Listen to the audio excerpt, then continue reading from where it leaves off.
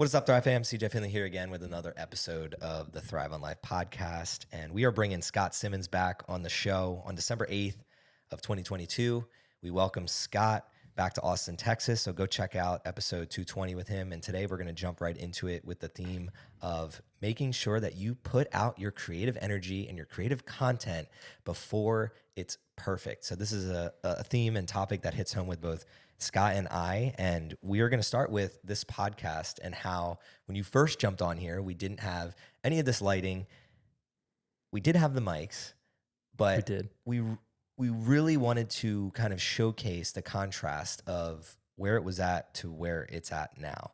And one of the things that I wanted to ask you is, what has your relationship with this topic and theme been over the years, especially as a content creator?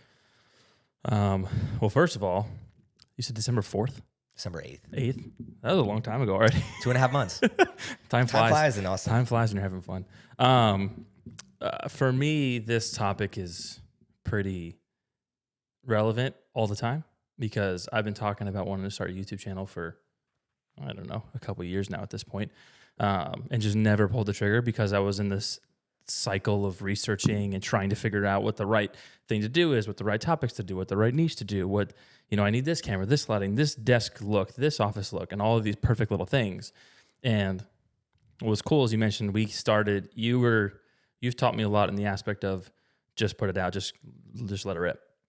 And this podcast room is a very good example of that because we filmed.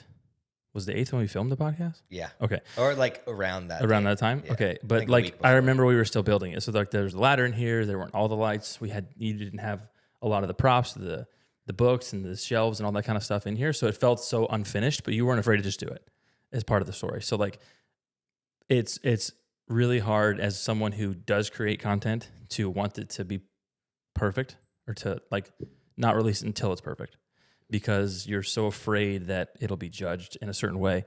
Mainly, I think, because many of my peers are people who create content too. So those, you don't want them to judge you and think, this guy doesn't know what he's talking about. He's not as good as like anything, but the beauty's in the flaw, I guess. So. Yeah, storytelling is really what captures people. So if we think back to, especially media, which is the game that we're in, what gives the most vulnerable feeling when we're watching something usually is what captures the audience. And when I say vulnerable, it's you're watching a movie or you're watching an inspirational YouTube video or you're watching a Super Bowl ad. The ones that really hit home with you are the ones that typically leave you feeling some type of way. So it can look a bunch of different ways. Laughter, it doesn't always have to be sad or motivational. But it's really like, how do you pull at somebody's feeling in that story? And the reality is there's a lot of people out there that want to start things and they feel the pressure like they can't start because they want to be at Michael Jordan status, right from day one. And one of the goals at Thrive is always to kind of showcase how you don't have to do that. You can like literally, like this podcast was started on a Whole Foods rooftop, and I'm excited to like show the stark contrast of like that to when we had this room to what the room looks like now, and then in the future what we build it out to. But in this second episode, I also wanted to shed light of like what you're actually working on and how you've kind of taken a step towards releasing a little bit quicker and releasing every week. So kind of give us a rundown of your YouTube channel and how you're practicing what you preach when we're talking about this topic here.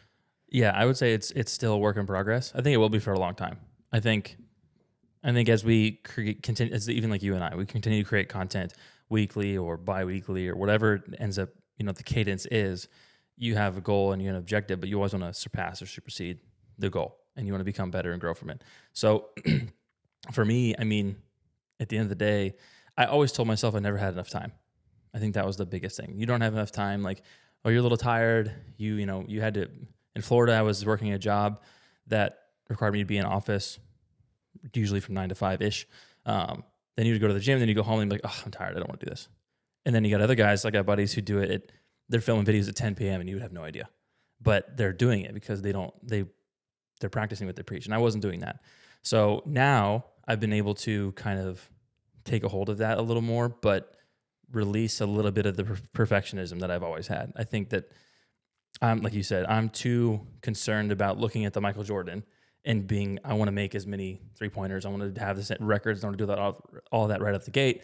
But then you and I talked about previously a couple of days ago, like how many failures he had, how many shots he's missed, how many games he's lost, all those kinds of things. Yeah, I mean, if you look at his game-winning shots, as an example, like he has 10x more missed game-winning shots than he does made. And then even prior to that, it's how many times was somebody like him in the gym in the dark at 10 p.m.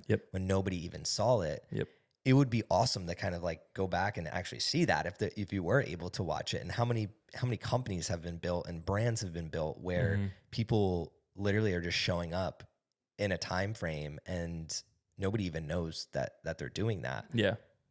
But that's where the story is. Correct. That's the real story. It's like we were just talking about the Jeff Bezos thing of like how cool it would have been to see him build in the garage. You said there's always that one photo. A bookstore, an online bookstore. Yeah, and there's that one iconic photo of him in his garage, and it says like Amazon or something like that on the side. Yeah, and it was the office actually. Like, yeah, okay. Yeah, he was in this like cluttered off little office, and it was messy and it was small, but like that's all you see. That's all you paint the picture beyond that. So it'd be cool to definitely see that, and that's what I'm working on more and more every day. Is how can I show progression? Because I think you're right. I think I'm so tired of, as I've gotten older, I've noticed like the trendy poppy stuff, the TikTok flashy, let's do this, let's find that. I think there's a place for that.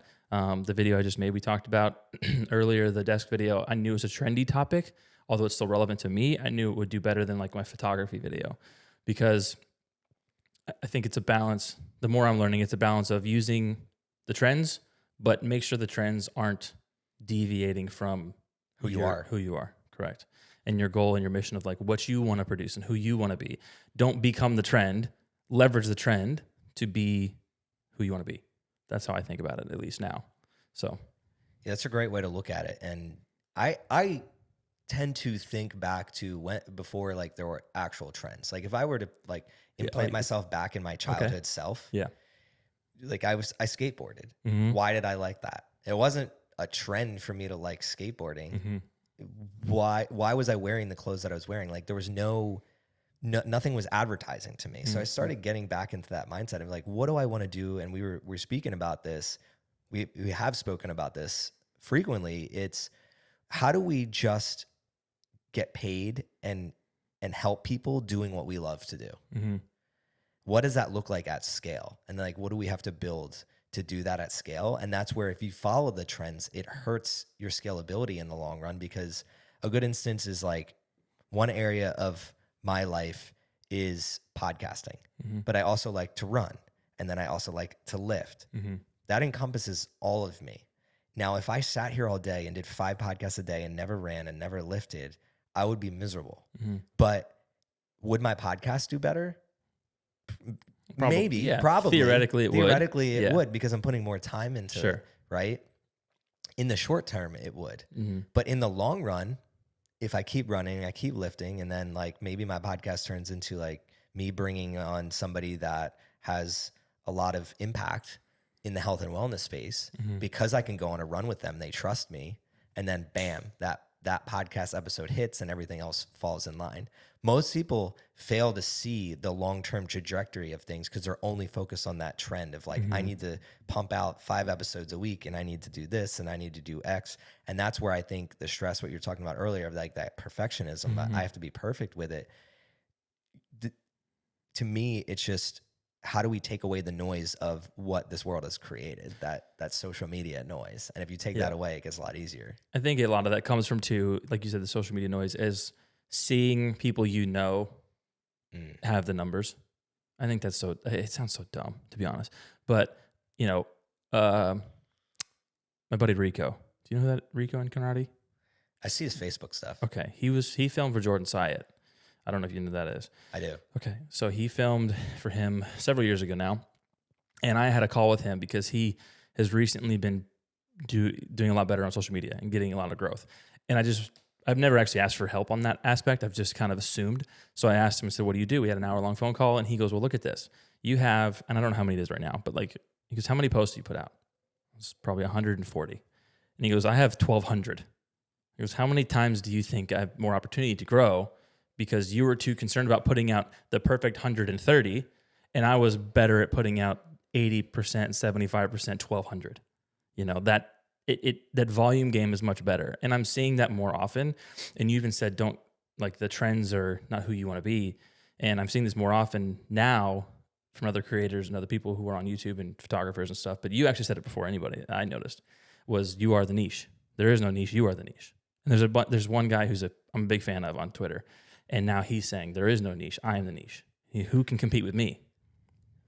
I love that. And I think I did it very early on because I like thrive on life. What it stands for is like, how am I thriving? Like, so when I wake up every day, individual niches of yourself. Like the thriving is, how do you thrive? What do you do? What makes you thrive? What lights you on fire? You said the skateboarding thing. I was the same way. And really, if I had to really break it down, I was influenced by my cousin who skateboarded, and that was something for us to do together. And then we were personified in that category, and that's just who we were.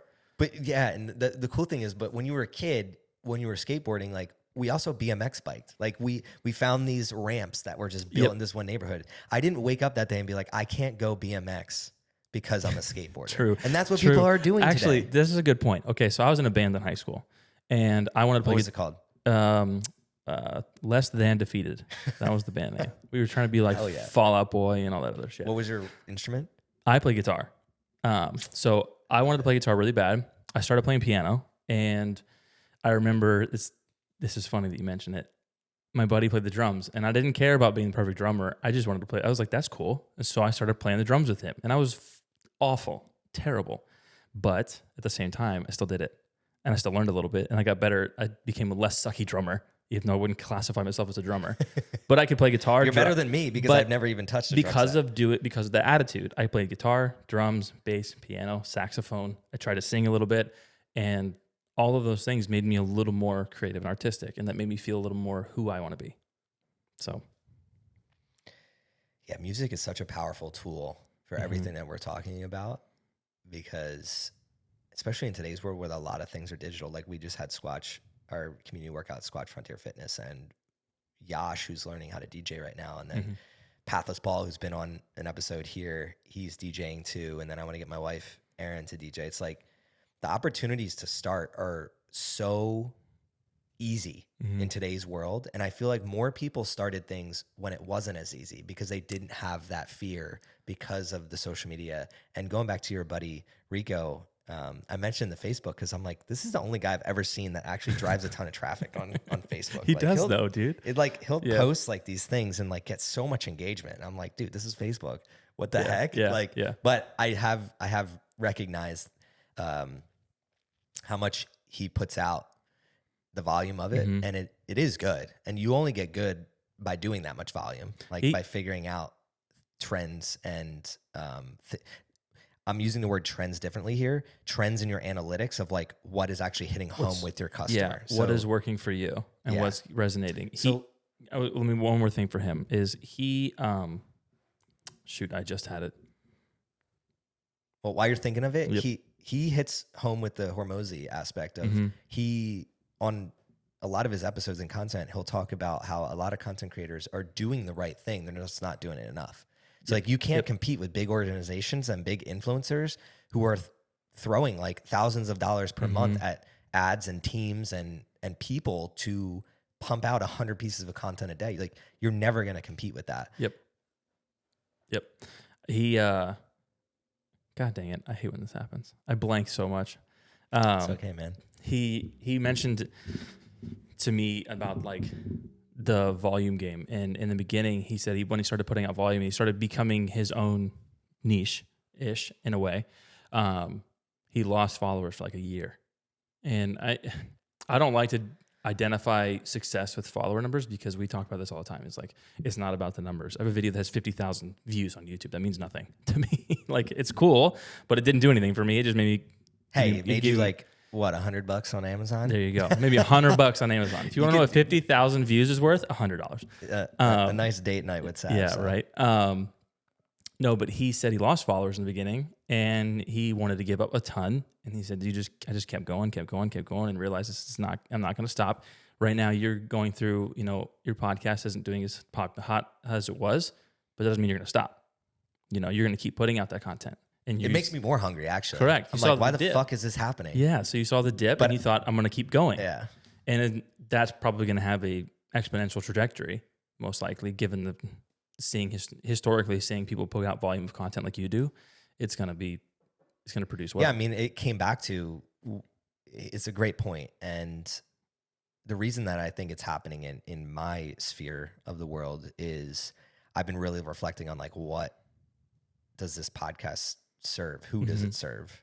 Like what problems does it solve in terms of its service? And then who is the best person to be listening to this on the other end? And it started as like, I was really talking to a lot of entrepreneurs in the beginning. And then as I've gotten a little bit older and my network has grown and the world has changed, where there's a lot more people that are kind of like working this hybrid life because remote work is accepted and I don't know our future. I didn't want to pigeonhole myself into like just bringing entrepreneurs on. Like I wanted to bring on people that I was interested in learning from and I feel like could bring value to the world and have a cool story. And to me, they are in some version thriving. And how do I share those stories? And I don't think the entrepreneurial business genre was the best thing for that. And going into changing over to self-development, I knew that I don't know the strings of the algorithms of everything being pulled. And it like literally went from, I'm talking like 10x reduction. And it's almost like you reset. Yeah. It's like I reset my podcast. It's actually crazy. Yeah. 300 going on. I'll hit 300 episodes this year. I'm like, this will be like in the 240s and we're hitting reset. You said something to me a couple weeks ago. You said, who's crazy enough to know to do 300 episodes?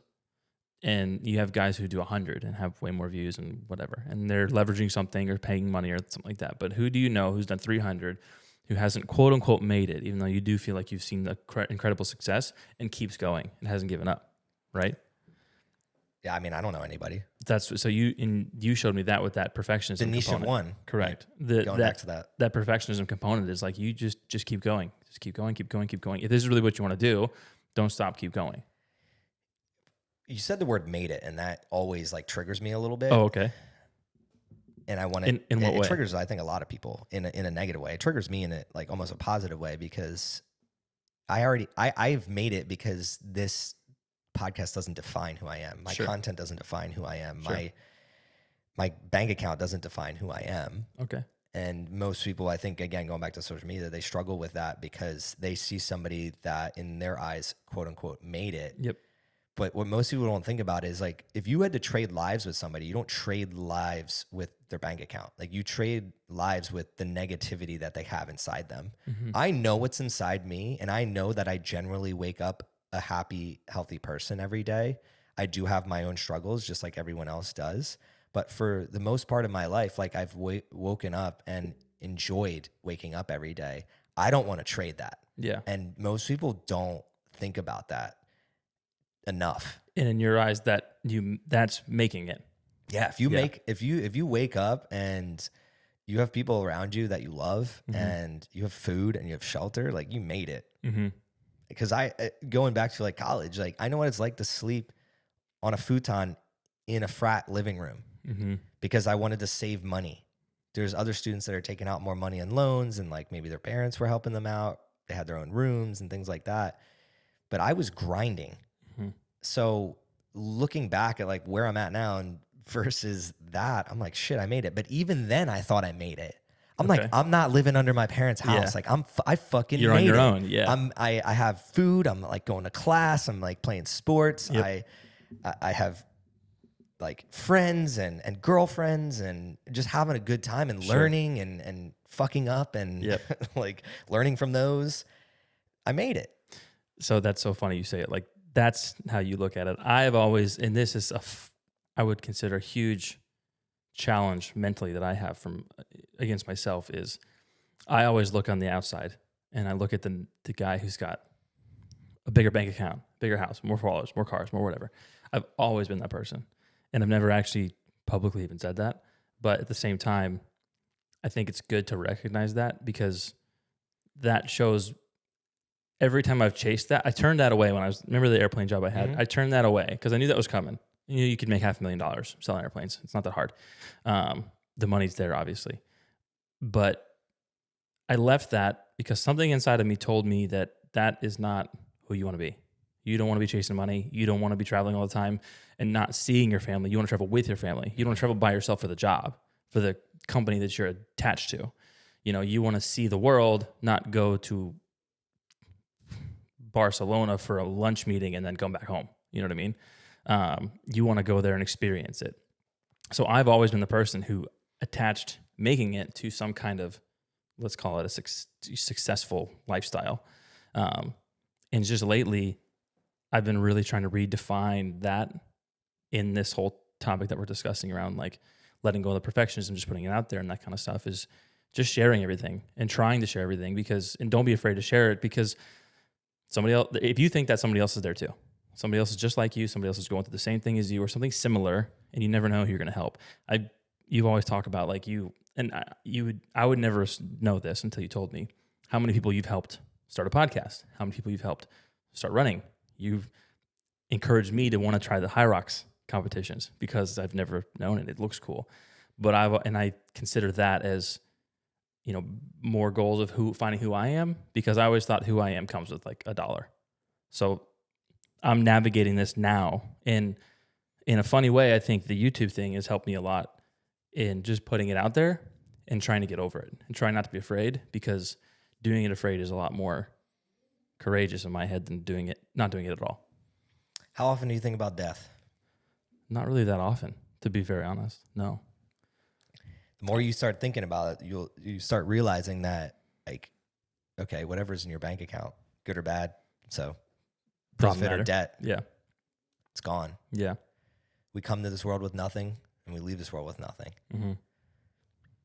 Everything in between, that's up to you to decide. Mm-hmm. So what has helped me over the years, I think, like, because what you're talking about, I want to make it clear, like, it's not a problem to look at other people and aspire. Sure. To, like, be the best you. But I think I did it in a way that hindered my progress. I think we all do. Like, Yeah. we're conditioned. Yeah. We're literally conditioned. And until you come into an environment where you're around people, that's what Austin, Texas was for me. I came to an environment where I was around people that weren't tied to $1. And that opened up my perspective and really got me thinking. And that's where the brand Thrive on Life, like, started, because of death, and thinking, if I'm on my deathbed, like, do I want to say that I did 5 podcasts a day? Or do I want to say I woke up and I worked out, I ran in the morning, I lifted in the afternoon, I got sauna and ice in with my friends and my family. I put a ton of time into my kids, my relationship with my wife, my relationship with everybody around me, my business partners, friends, family. Like, is that what I want to say that I achieved? Or do I want to say, like, I have millions of dollars? Mm-hmm. Now, they're not mutually, like, they're not exclusive to each other. Like, you can make them inclusive. And that's where today in 2023 is the best time. If you're listening to this, is the best time to figure out how to tie your dollar to something that you actually enjoy doing. Now, there's counterintuitive advice to this. A lot of people in the business world say, like, don't follow your passions, like, follow what leads to the dollar, which, again, if I wanted to make the most money in the world, that's where I would go. I wouldn't sit here and be podcasting if I wanted to make the most money in the world. I'd be sitting here trying to solve a problem that helps billions of people. You do that, you're going to be rich. But if you want to have a life where you get to, like Scott said, experience things and make choices, because that's what I'm here to make choices on this earth that I feel I made the choice rather than the choice being made for me. Man, media, content, all that can unlock doors that you don't even see. And I think that's where our relationship, like, I tend to, like, if something happens, I'll shoot you a DM, I'll shoot you a text of, like, DMs I get or different things that I get. Yep.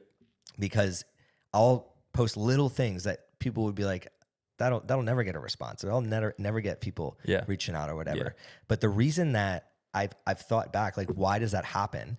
And it's because I put myself on an even playing field. I don't come at it as like, you can't be where I'm at. Like, I have a professional studio right now. Like, there's probably, how much you think, if you were to, like, just look around, how much the cost of this room is? You'd know better than me. That's why I'm asking. Between 5,000 and 7,000. Okay. Let's just say it's on the upper echelon. Yeah. $7,000 in this room. You don't have. My bag is 10. Okay. So there you go. Add Scott's bag into the mix, and we're over $10,000 in this room right now, right? You don't have to start there though. Yep. Like I started with my phone and $30 lav mics off Amazon, and I still had people reaching out to me Yep. in the beginning when I was doing that. Yep. See, that I was connecting with people then. that's the part I think people and myself are afraid of in a way. It's like that doesn't look as you and I had, and when I say argument, I don't ever think the word argument is bad. I think you can have a negative argument, and you can have a positive argument. So you and I had a discussion, let's call it, with an argument over text. We were talking about lighting for something. I forgot what it was, and you kept pushing back and saying like it was in your garage. You were filming a video for one of our first High Rocks YouTube videos in your garage. You were filming it. I said, move the lighting here, move the lighting here, move the lighting here. And you said, it's not going to matter. It's not going to matter at all. And I said, yeah, but you want to compete with the, and you said, it doesn't matter. And I thought, man, okay. So, and then I think the next video you did, you said, should I change this? And I said, it won't matter. And you said, I'm turning into you now. Because it's more about the story and you care. Nobody is going to look at the lighting.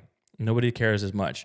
I know in my world, there are YouTubers who will review 5 lights and tell you which one's the best one. And I do think you mentioned, there's people giving you advice like, don't follow your passions, as it's bad advice to make a successful financial gain, potentially. And I don't like the world as much of the world of everybody giving advice and shelling out advice that works for somebody else, because what works for you might not work for me. But what I do like is when people, Harmozy does this all the time, identify it as yourself, what you did to help you. And maybe I'll connect with that. But if I don't, you're not telling me what to do, so I'm moving on. This brings up a great point, because even on this topic, there's lanes of like perfectionism is good. Mm-hmm. So we're telling people like to lean into the imperfectionism and like put things out there, right? But especially if you're trying to create the best product in the world, like it's okay to strive for perfection. And I want to be very clear, like we're not saying don't do that. Yeah. What I'm saying is more so from the media and storytelling standpoint, don't wait. Like, I can't do X until. That's really what I'm trying to put out into this world, because like even with the studio, when we first, on December 8th, when I dropped that episode, I could have been like, I'm not going to record until X. Correct. And then my podcast goes a month without any recordings. Like that hurts me more than having it in a room that has shitty lighting and no books and not a good backdrop. Well, date it all the way back to when you recorded with Fayez at Whole Foods with the lav mic outside with wind. And I think here's another great point. Like I'm not above that even today. Like if I'm traveling, if I'm literally across the world and I meet someone, I'm like, yo, I got a podcast with somebody. Sure. I will literally go find a lav mic, hook up. You showed me the other day, we had with your phone, we did one of the voiceovers for our latest YouTube drop on your phone. Yep. Right. Well, because now we have the tools to be able to make it sound like this. Yeah. But even if we didn't, I feel like we would still drop that. And that's really what I want to convey to people, is that it's great to have high goals and to strive for perfection, but it should never come with the statement, but I can't until. I would say that's the biggest one. I always did that, but I can't start a YouTube channel until I have this camera, until I have this lighting, until I have this office, until I have this computer. It doesn't matter. I don't consider myself a runner until I run a 6-minute mile. When the reality is, if you have 2 feet and you're blessed to be able to stand up and like shuffle across the floor, like you're a runner now. if your heart rate gets above a certain, you can get it up there, you're good. You are a runner. I was talking about this the other day. I forget who I was talking with, but somebody that asked me about podcasting, and we were talking about like creating art, and I related it to like how kind of like fitness is in art in a sense. And a lot of people limit themselves because they're just like, I'm not that person in terms of who they're identifying with. So for me, over the past 30 years, I'm 32 now. Like there's been times where I would say, oh, I'm 2X, so I can't Y. And I think I lean so hard into the send it mentality now, because I realize when I look back, like I don't have regrets, but I leaned too hard into I can't X because of Y. And today, like I'm trying to almost earn back life from that and really just inspire other people to do that same thing. Because going back to the whole death mentality, it's just like, I look at it as if this was the last day, like I'd rather have something out there that inspired me or motivated me or that I created than to be sitting in my head. Do you know I have a YouTube video that I made to start my YouTube channel 5 years ago and never released it? And I have it unlisted on my YouTube channel right now. So when are you going to release it? I'm going to hold it until like I actually get like a decent consistency in YouTube and stuff like that. And like I've committed to doing YouTube for a very long time, probably a year or two. But I was going to delete it, but I want to keep it because of that. I had hair. It was our first apartment in Austin. It's before I knew.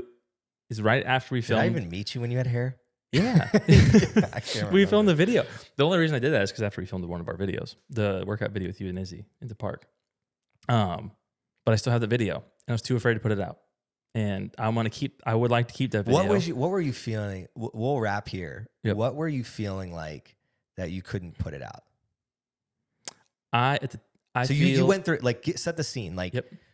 You went through putting this video together. What did it look like? I waited for Savannah to leave to go. I had left my airplane job. So now I was freelance. I waited for Savannah to leave to go to work so I could be alone because I was too embarrassed to do it in front of her. I set the camera on a tripod. It's kind of cringy. I pretended somebody else was helping me. So I like looked away at the camera like I was talking to somebody. If I ever I'll put it out at some point. I need to see this before I'll show it to you. It's very short. It's just an intro. It's like the trailer channel. Yeah. It's good footage. And I had Savannah film me like with a gimbal walking downtown, getting my camera out, like doing some things, showing I'm a photographer. But I put it out and I just wanted to introduce myself, or I made it and then I edited it and I put it on YouTube because there was a theory that like somebody just said, put it on YouTube and unlist it and just get it done. Just do it. And then just flip the switch and turn it on and see what happens. And it's less scary after that. But I was too afraid to do it. I think because I was too afraid that I couldn't commit to doing more videos. I think I was afraid. I did this in Florida. I made a video and 6 months went by and never made a video again. And I came to Austin, I made 3, 4. Because I didn't think I could commit to the video. And I really, really don't want to be the person that's known for saying they're going to do something and doesn't do it or doesn't follow through.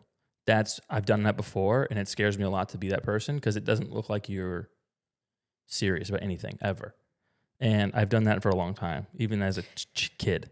This is where you got to give yourself the benefit of the doubt, though. Like, I mean, you had a full-time job. Like, there's like when I first started running, like it was May of 2020. I ran one time. It's on like my Apple activity. And then in June, I ran twice. And then every day in July, I ran. And since then, I ran. I ran, 4 times and then stopped? Yeah, that's fine. So I have an issue with commitment, I guess. Savannah will tell you that because we've been together for almost 6 years.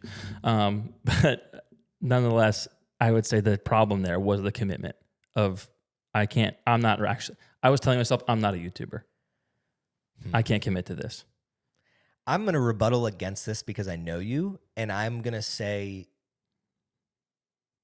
the reason I think you couldn't commit is because you are just overcommitted to other things. Okay, fair enough. I think if you had the time, I like to do a lot of shit to really focus on it, because you're coming at it like you're not doing a bunch of shit. Like if you're just this guy laying on the couch and then you can't commit to doing something, that's way different. So I want to communicate that because that brings up a great point because there's a lot of people listening to this that I want you to realize that if you're juggling a lot of eggs, they're going to fall. But be the person that just enjoys juggling a lot of eggs and saying some are going to fall. And like, eventually I'll go maybe pick that egg back up, like whatever, put it back together. So this is something that Erin, like my wife, really struggles with. And I've seen her massively change over the years, just with this mentality. I think it's just by proxy of hanging out. Like, and then with me, you're helping to level me up and create more of a perfectionist in certain ways. And then I'm rubbing off on you. And I think that's a testament to, again, what people should be doing is switching their environments so that if you think you're struggling with commitment, I think that's one of my strengths, like committed to getting shit done and like getting things in line and out is what I'm good at. The kind of like the tedious perfection stuff. Yeah. That's where I'm super good at that. I'll spend an hour on a sentence. So is Erin. No, she comes home like, hey, I have this email I have to write. I'm like, okay, why are you even telling me that? Yeah. Like, I don't tell people I have emails to write. They're just fucking written. I'll spend I they're just written. I told you I spend. I mean, this is intentional, but I spend like 80% of my time on the front end of your videos when we make them, because I'll wait for a motion graphic. It's totally not worth waiting to load. I'll wait 20 minutes for that thing to load into the video, just so I can put a point and say, this is why you should stay for this video. I also think it's a good thing, though. I think that separates me from other people. Yeah. So there's a balance. You have to find, in my head, you have to find the balance, because I still like creating quote unquote perfect things that I deem well enough to produce. So that's where we're going to end. When we're talking commitment, and if you're listening to this, what you're putting out in the world and what you're creating, I think just being disciplined enough to understand what you truly need to be committed to in any given moment, that's the prize. So if you're at the beginning of a journey, like, your commitment probably has to be a little bit more committed to volume and getting things out there and testing. But if you're in an environment like right now, you're putting together an app for Sav, and there's products in that app, you probably want to be more committed to making sure that, like, the app works and that the content is in there, is actually solving a problem, and that your customers are happy. So you might want to take a little bit more time on the front end and the back end to make sure that happens. But most people, I would say, aren't in that genre. They're in the genre of, like, what you stated at the very beginning from your buddy, which is, if he has 1,200 and you have 100, you can't expect that the results of a 1,200. You're going to have the same results. You're just not. So I think that's a great place to end here. I really like this conversation. How about you? I love it. I want to do more of these. All right. One of my goals is to have a podcast, hopefully. See if I can commit to that. I mean, I think it would be super easy for you, but it's more so, again, how does that tie into what everything else you're committed to? Yep. But we'll make it happen. If you've been listening to this episode and you loved anything that you heard today, please share it with somebody that you think that this could be valuable to. Give us that 5-star rating and review. That's the best thing that you can do for us to help continue to grow our audience and help more people thrive. This is CJ Finley with the Thrive on Life podcast. Thrive on, y'all.